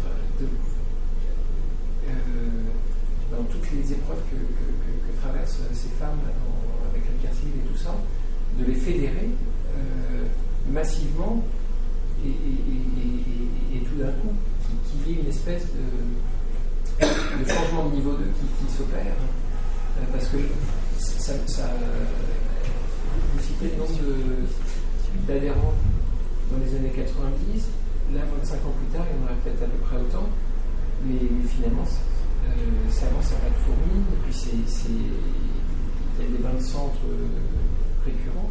Enfin, c'est une histoire assez tragique qui j'ai l'impression qu'il piétine quelque part. Non, c'est surtout qu'on est sous une phase de gros recul. On constate la même chose sur l'ensemble du Moyen-Orient. Je vois souvent passer par exemple des photos, mais qui l'expriment de manière très claire. Quand vous voyez les campus universitaires, que ce soit en Irak, que ce soit en Iran, que ce soit en Afghanistan, dans les années 50 ou 60, ils ne sont pas fondamentalement ceux d'ici. Aujourd'hui, en Irak, dans la plupart des villes, à part le Kurdistan, les femmes n'ont plus accès à l'université. purement et simplement, ou sont obligées de batailler, et encore, elles peuvent le faire avec un code vestimentaire strict, de manière séparée des hommes, etc. etc. Ça, c'est la face la plus visible. Mais ça reflète tout un tas de recul, à la fois de recul législatif. Je n'en ai pas parlé dans les questions d'actualité, mais par exemple le débat qu'il y a en ce moment au Kurdistan, donc théoriquement la partie la plus moderne, c'est faut-il ou non rétablir le droit de la polygamie. Pour l'instant, les militants des droits des femmes au Kurdistan, ça fait partie des sujets contre lesquels elles se battent. Donc il y a des reculs en termes d'égalité juridique, mais il y a surtout un immense recul dans l'espace social. Et elles ne sont pas confrontées simplement, disons, à un conservatisme ambiant, à des assemblées de vieux mâles, etc. Elles sont confrontées à des mouvements patriarcaux militants armés.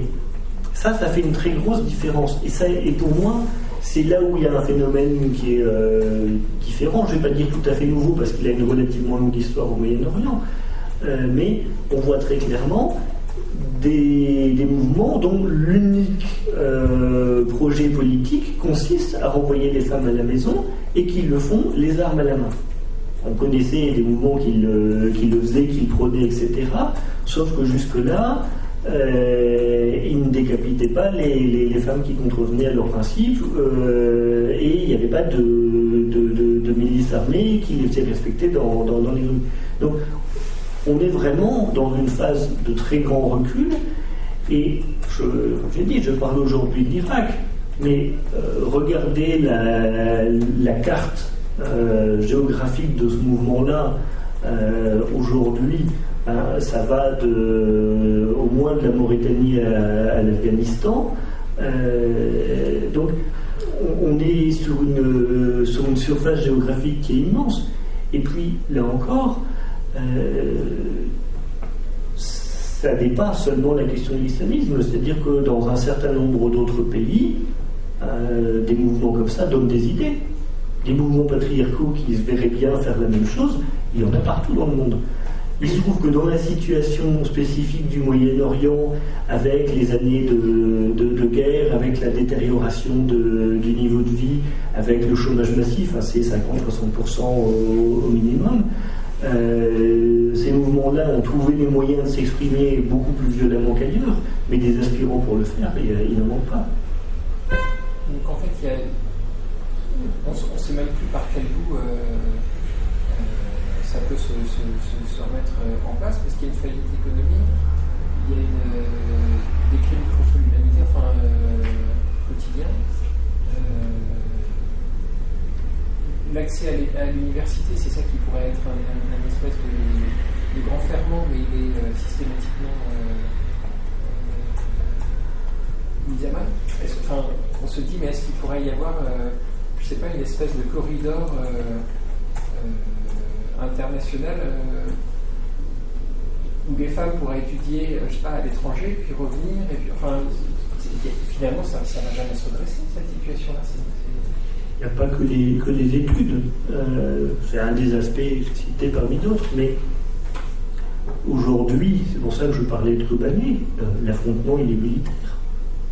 Il faut être très clair. Il y a des femmes qui se battent pour les droits des femmes. Et elles se battent les armes à la main parce qu'il n'y a que ça qui va fonctionner.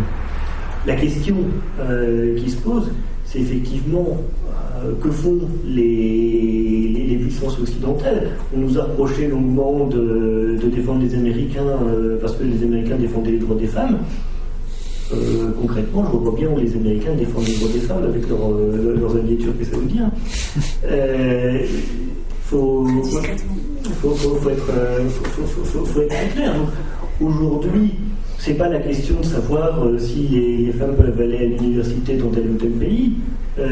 C'est la question de savoir si la gauche qui défend encore l'égalité homme-femme, qui défend encore la laïcité, qui défend encore les droits sociaux, est en mesure d'affronter l'extrême droite qui prend là-bas la forme de l'islamisme, mais qui prend d'autres formes ailleurs. À voir si elle est en mesure d'inverser la balance. Et ça, elle ne le fera pas sans notre soutien. La situation est extrêmement difficile.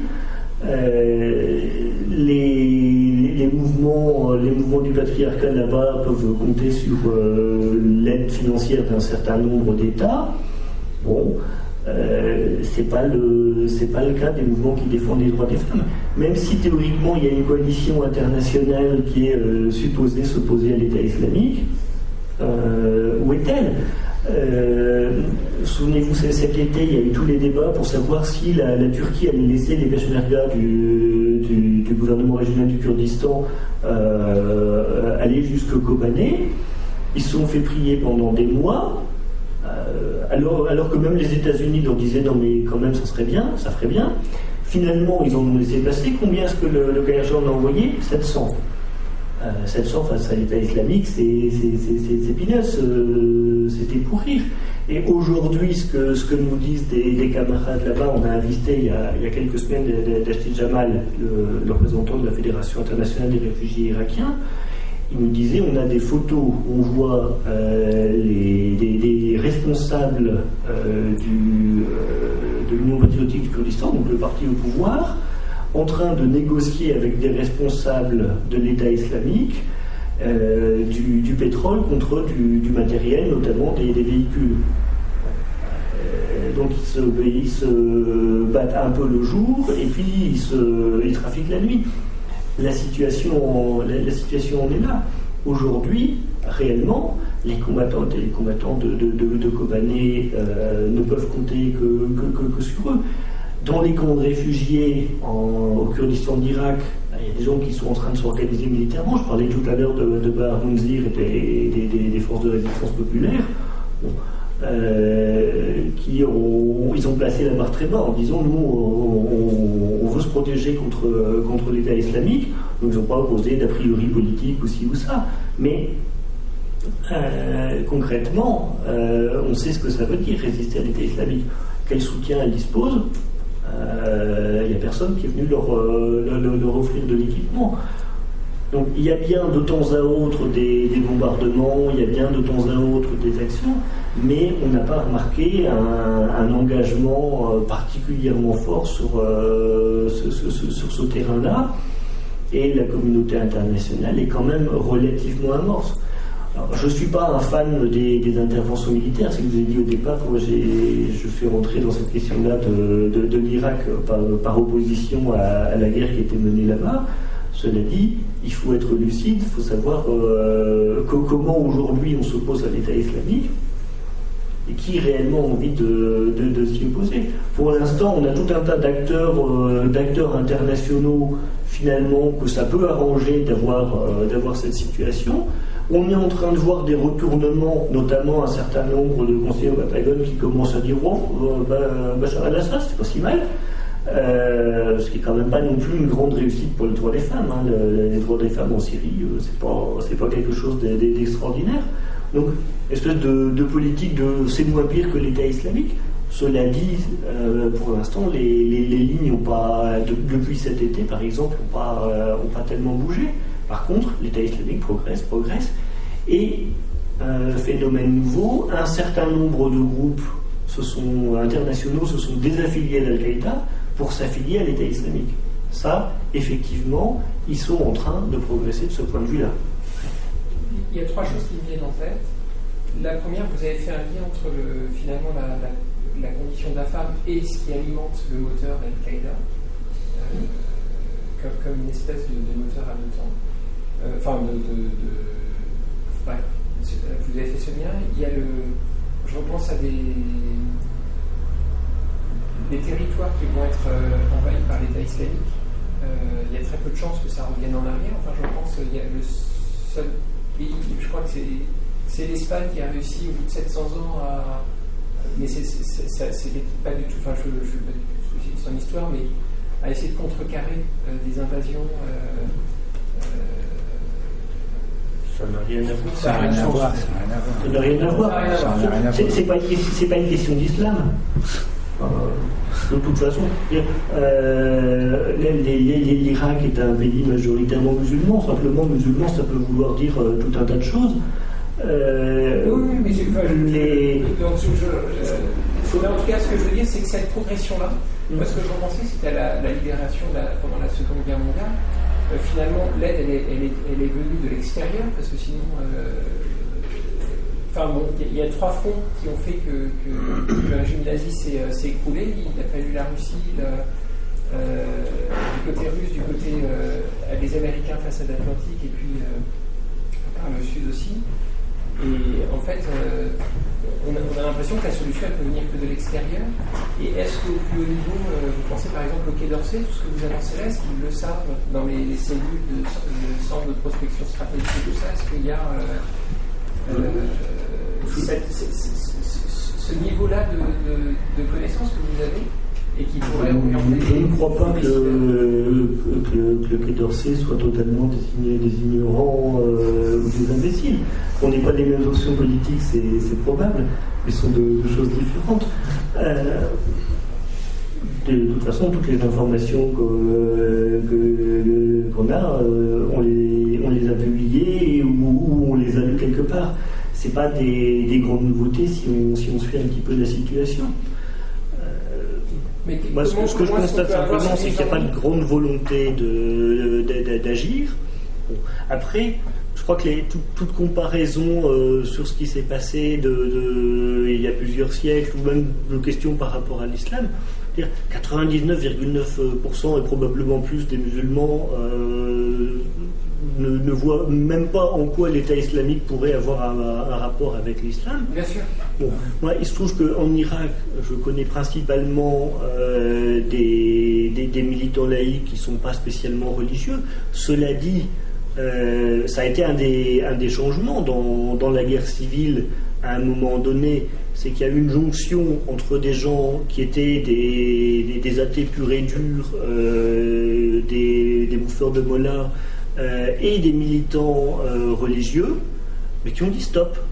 Je pense notamment aux dirigeants des syndicats du pétrole à Bassora, donc un syndicat qui a du poids, parce que le pétrole c'est pas rien, des dirigeants chiites très pratiquants, qui se sont alliés sans aucun problème avec des militants laïcs, tout en sachant qu'ils avaient un certain nombre de divergences, mais en disant non, nous, on défend les ouvriers, qu'ils soient sunnites ou chiites, c'est leur problème.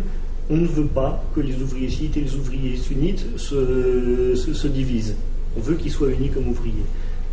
Ça, c'était une position de principe super simple, mais qu'il fallait réussir à tenir au cœur de la guerre civile.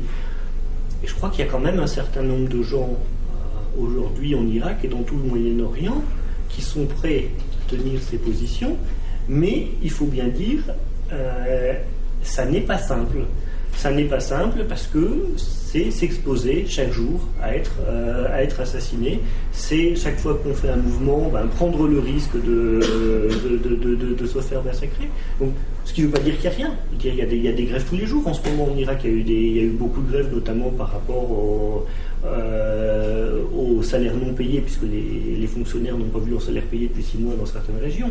Donc, il y a des mouvements sociaux. Il y a une vieille tradition de gauche. Quand même penser, c'est des pays qui ont connu une gauche extrêmement active depuis au moins les années 20, quelques fois avant. C'est pas quelque chose qui sortirait du Moyen-Âge au début des années 2000. Je sais qu'il y a beaucoup de représentations. Moi, je m'en suis aperçu très souvent en faisant des réunions comme ça. Gens qui voyaient vraiment l'Irak comme un pays de bédouins où tout le monde avait un chameau. Non, c'est des pays industrialisés. Par contre, ils ont subi très très très durement les années d'embargo et ensuite les années de guerre civile avec notamment les divisions communautaires. C'est un truc intéressant parce que quand les Américains sont arrivés en 2003, on a vu d'un seul coup débouler tout un tas de cartes qui utilisaient un peu la commodité qu'on a souvent, dire voilà, en Irak il y a des Kurdes, il y a des sunnites, il y a des chiites, puis après on de temps en temps met des pointillés pour les minorités, donc les Yézidis, les Turkmènes, etc. en mélangeant joyeusement des aspects ethniques, linguistiques, religieux, etc. J'ai souvent interrogé des Irakiens pour savoir comment ils voyaient les choses. Et là, j'ai eu des réponses. Alors moi, ma famille est sunnite, mais alors ma sœur est chiite parce qu'elle a épousé un chiite, qui est donc le voisin en fait. Ou des gens, je parlais tout à l'heure de Samir Adil, qui a été légèrement blessé par un attentat, qui était le leader du Congrès des libertés en Irak, donc le principal front laïque en Irak, et qui me disait, moi, mon père est arabe sunnite, mais ma mère est turkmène, et alors aussi j'ai un grand-père chiite. Donc, l'ensemble des communautés peuvent être représentées à l'intérieur d'une personne. Et quand on demandait un peu dans les gens par rapport à l'expérience qu'ils avaient dans leur quartier, simplement, c'est que le voisin d'un côté était chrétien, l'autre était sunnite, l'autre était chiite, il y avait des Kurdes, etc. Avec la guerre civile, effectivement, le pays a fini par ressembler à ces cartes. D'un seul coup, avec des cloisonnements très stricts par quartier, par ville, etc., où tout le monde était monolithique. Il est quand même arrivé des situations, je disais tout à l'heure qu'Al-Qaïda était obsessionnellement anti-chiite, situation où vous prenez le bus le matin, d'un seul coup le bus s'arrête, il y a un commando armé, et vous ne savez pas qui c'est évidemment, et il demande les papiers d'identité de tout le monde. Et tous ceux qui s'appellent Ali, on les embarque d'un côté, vous ne savez pas trop s'il faut s'appeler Ali, vous ne savez pas s'appeler Ali. Et puis, manque de peau, c'est un commando sunnite, et ils ont décidé que tous ceux qui s'appelaient Ali, c'était sans doute à cause du gendre du prophète, donc ce sont des chiites, donc ils les exécutent. Voilà ce que c'est concrètement qu'une guerre civile sur une base communautaire. Mais ça ne veut pas dire non plus que tout le monde se revendique là-dedans, que tout le monde se retrouve là-dedans. Simplement, quand il y a une faction qui a pris les armes et qui impose ce genre de choses, les autres sont pas en situation de dresser la balance. Le Congrès des libertés, à un moment, a tenté d'organiser ses propres milices en disant puisqu'il faut se défendre, on va se défendre. Ils ont organisé leur milice, ils ont protégé des quartiers, ils allaient surveiller, faire le tour s'il n'y avait pas de véhicules piégés, etc. dans les écoles. Des tâches de base de protection civile, mais qui se jouent à l'échelle de quartier, contrôler des petits bouts de la ville. Sauf que ça met dans des situations, vous avez besoin de quoi? À partir du moment où vous avez une milice, il faut des armes, il faut des munitions, il faut payer les gens, parce que pendant qu'ils sont en train de faire la milice, ils ne sont pas en train de travailler. D'où vient l'argent? Quand vous n'avez pas le soutien ou de l'Arabie Saoudite de l'un côté ou de l'Iran de l'autre, c'est quelque chose de beaucoup, beaucoup plus difficile. Donc c'est pour ça, moi je pense réellement que la situation ne va pas forcément changer que de l'extérieur. Je crois qu'il y a des mouvements à l'intérieur du Moyen-Orient qui ont un autre discours, qui ont un autre point de vue, ou simplement de gens qui se disent moi j'ai rien contre mes voisins. C'est quand même une base importante. Moi, l'égalité homme-femme, pas de problème. Il y en a plein. Mais il faut que ces gens-là, ils aient effectivement du soutien. Et le soutien extérieur, par comparaison justement avec la situation de la Seconde Guerre mondiale, pour l'instant, je ne le vois pas vraiment arriver. Donc s'il ne vient pas du mouvement social, s'il ne vient pas du mouvement associatif ici, je ne vois pas très bien d'où il viendra. Donc c'est vraiment une combinaison de l'ensemble de tout ça. C'est qu'est-ce qu'ils font là-bas, qu'est-ce qu'on fait ici pour leur permettre de survivre, de se développer. Parce que les conditions associatives sont peut-être plus difficiles là-bas, mais les bases sont les mêmes. Est-ce que vous êtes en mesure d'imprimer un journal? L'Olfi a un journal, mais qui paraît de manière relativement irrégulière en fonction des arrivées d'argent. Est-ce que la radio fonctionne? La radio, dans une ville où circuler dans la rue est devenu dangereux, c'est un instrument génial. Ça coûte finalement pas trop cher. Les tentatives de mettre en place une télévision, ça a été très, très difficile et pas un grand succès, parce que c'est un gouffre financier, la télévision. Tandis que la radio, une fois que vous avez un émetteur, un petit local, vous y arrivez. Et vous touchez réellement beaucoup de monde. Mais malgré tout ça, ça a besoin d'être alimenté au quotidien, ça a besoin d'être soutenu. ça a besoin aussi que les gens se sentent en sécurité. Régulièrement, il y a des défections aussi. Il ne faut pas se leurrer. On a vu des militantes et des militants extrêmement solides, puis qui du jour au lendemain ont craqué, sont barrés. Je pense à Nada Juma, qui a été l'une des dirigeantes de l'Olfi à Bagdad pendant des années, qui a mené le combat. Elle était arrivée à un niveau de stress total. Un jour, elle a eu des menaces sur ses 2 filles. Elle est partie aux États-Unis. Je voulais lui dire, elle n'allait pas risquer la vie de ses filles. Elle a eu raison. Donc, les conditions concrètes dont on parlait, c'est ce genre de choses.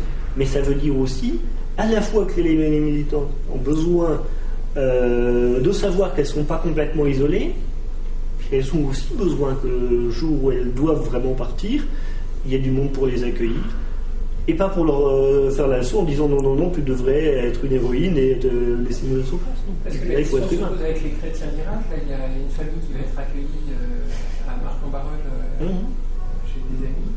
Et en fait, eux, il y a quelque chose, on a l'impression d'irréversible. C'est la première fois en 2000 ans qu'il y a une telle hémorragie. Que fait l'OLFI justement par rapport à la situation des chrétiens en Irak? Parce qu'il y en a quand même beaucoup qui sont discriminés, exécutés, ils sont obligés de partir. Il y en a 800 000 qui ont dû quitter l'Irak depuis une dizaine d'années. Oui, ça a été une véritable hémorragie. Ce qui se passe, c'est que les chrétiens sont à la fois la minorité la plus visée et en même temps la seule qui a bénéficié d'un certain soutien au niveau international. Pour les réfugiés qui arrivent ici en Europe, les seuls qui obtiennent avec une relative facilité le statut de demandeur d'asile ou un peu de soutien, ce sont les chrétiens. Ce qui pose beaucoup de problèmes. Bien sûr qu'il faut les soutenir. Ils ont des très bons réseaux. D'abord les églises chrétiennes d'Orient qui ont des membres depuis longtemps un peu partout. Alors en France, c'est notamment en région parisienne, puisqu'il y a une communauté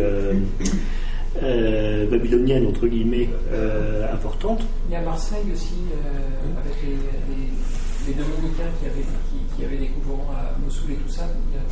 L'île, ils avaient des liens avec des chrétiens d'Orient et un couvent dominicain également avec lequel ils sont en lien depuis longtemps en Irak. Mais cela dit, ça pose quand même un problème, c'est que dans les réfugiés qui arrivent aujourd'hui, qui se retrouvent à Paris à la gare du Nord ou autrefois à Sangatte, aujourd'hui à Calais, la plupart ne sont pas chrétiens. Et on leur dit, non, il n'y a pas de problème, vous êtes musulmans.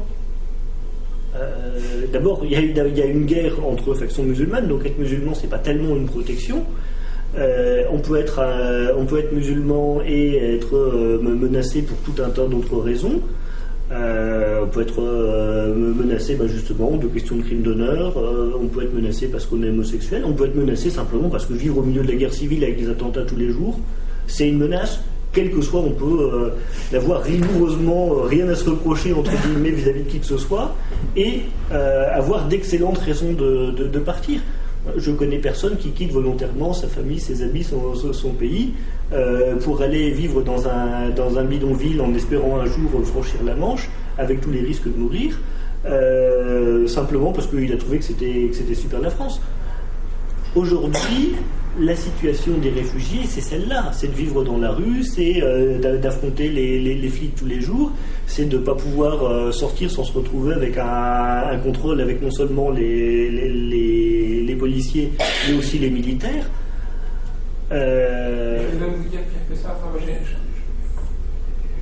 Excusez-moi de vous interrompre. Il y a un ami afghan.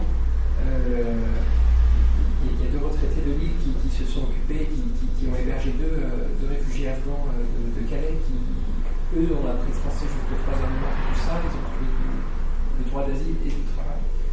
Et Jamal, qui est parfaitement intégré, a été appelé par la communauté afghane au CHR pour traduire entre le chirurgien et un Afghan qui s'est retrouvé du jour au lendemain au CHR.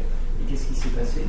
Il était en train de traverser une bordure d'autoroute à une plage, et un camion, quand il l'a vu, il a donné un coup de volant, et le type s'est retrouvé avec une main mort. Et Jamal était là pour expliquer au chirurgien que le chirurgien lui dit voilà, est-ce que tu peux traduire dans la langue de ton compatriote? J'ai coupé juste au-dessus du genou, mais je coupe encore 15 cm, c'est assez solide pour le faire. Je suis resté sans voix en écoutant son histoire. Enfin, c'est pire que il se retrouve dans des situations infernales. Oui. J'en discutais il y a une quinzaine de jours donc avec Dachil Jamal, la Fédération des réfugiés. C'est le type de situation qu'ils affrontent quotidiennement. Quand il doit appeler les familles pour dire voilà, on a retrouvé le corps de votre fils, il s'est noyé dans la Manche, c'est son quotidien. C'est pas des choses extraordinairement marrantes, mais voilà, la façon concrète dont les pays occidentaux aujourd'hui se battent contre l'État islamique, c'est de laisser crever les réfugiés dans la rue. C'est pour ça que la question de savoir si l'aide va venir d'une aide internationale, etc.,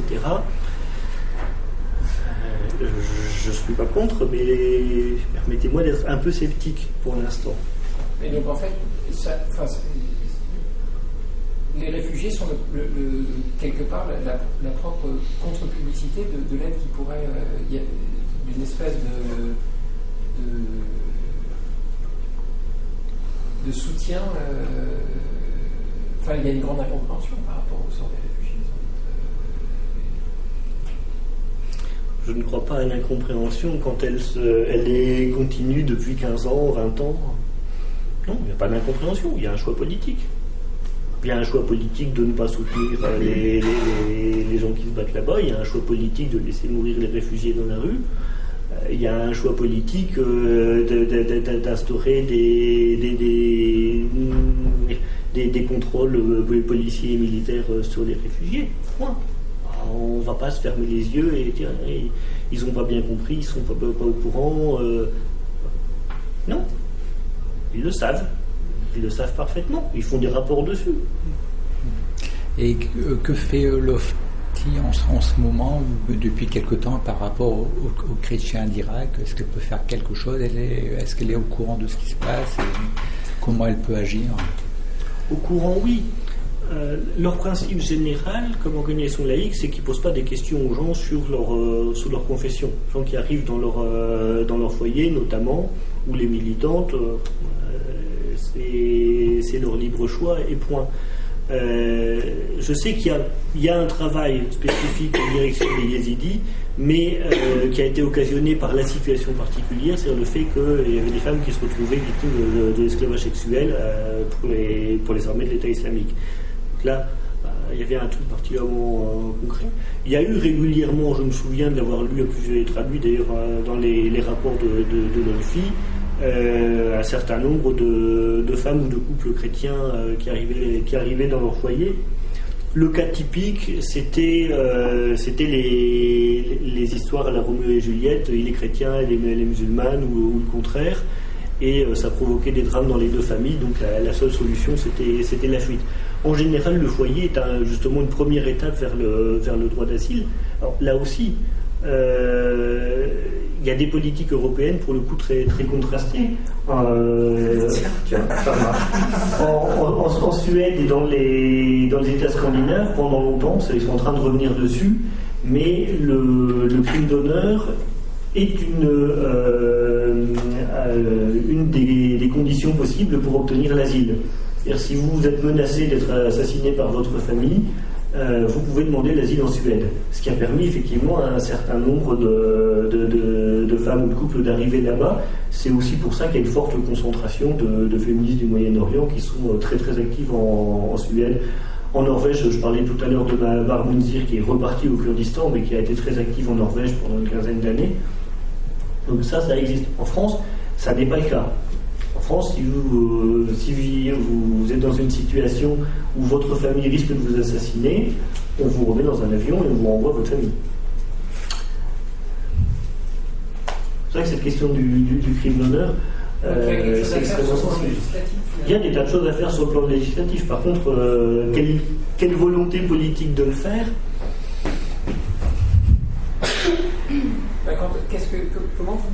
Comment avez-vous réagi par rapport aux caricatures l'écriture de Charlie Hebdo et tout ça, parce que finalement on sent qu'il y a eu un... Enfin, je ne sais pas si la question a été posée déjà, mais qu'est-ce que ça a provoqué par rapport à justement tout ce que vous savez C'est un autre débat extrêmement complexe. Cela dit, globalement, tous les militantes et militants laïcs, féministes que je connais du Moyen-Orient étaient très sincèrement peignés de ce qui se passait. Les deux premières réactions que j'ai eues de messages que j'ai reçus, ce sont des militantes féministes. L'une irakienne, c'est Regarov, qui était l'une des fondatrices de l'Organisation des femmes indépendantes. Quelques heures après les attentats à Charlie Hebdo, elle m'a envoyé un message en me disant j'ai vu qu'il se passait quelque chose en France, qu'est-ce que c'est? Et le lendemain, elle m'a dit j'en ai pas dormi de la nuit. Donc, sentais réellement touchée.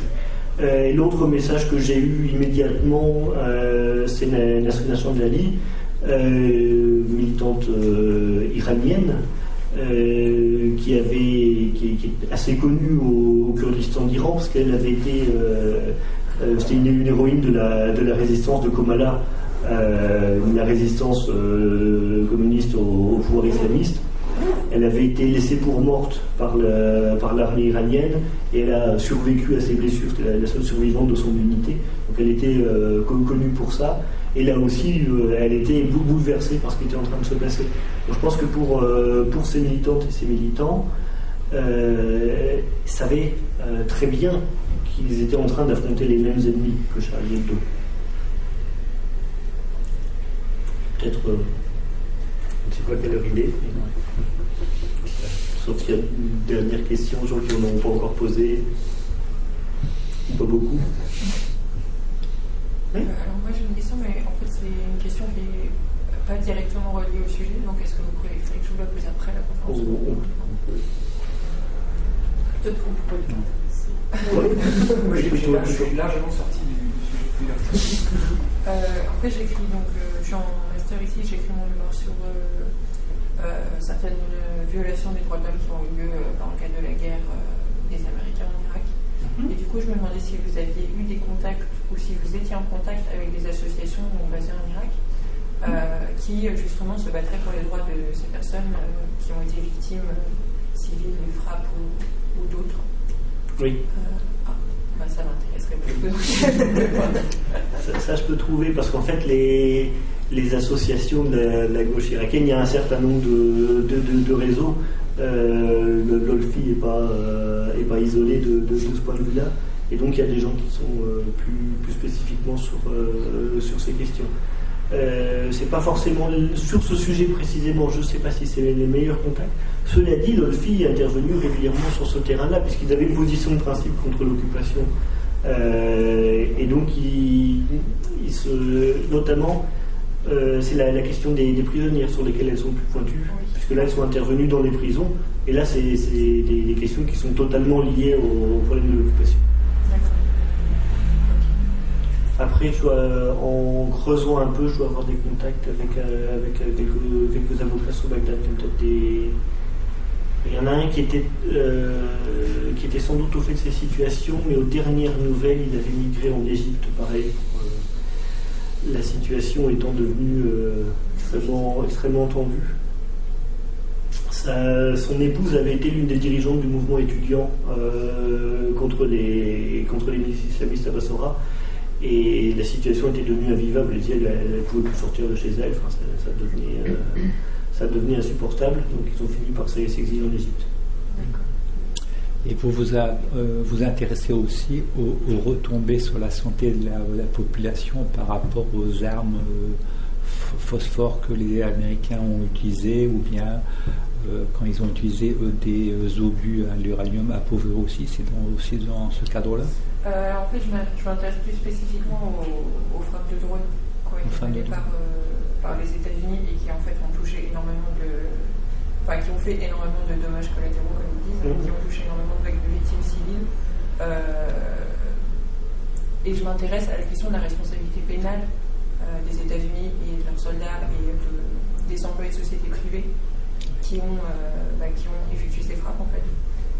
Donc c'est pour ça que ça m'intéresserait beaucoup soit de rentrer en contact avec des associations qui défendent les droits de ces personnes qui ont été victimes.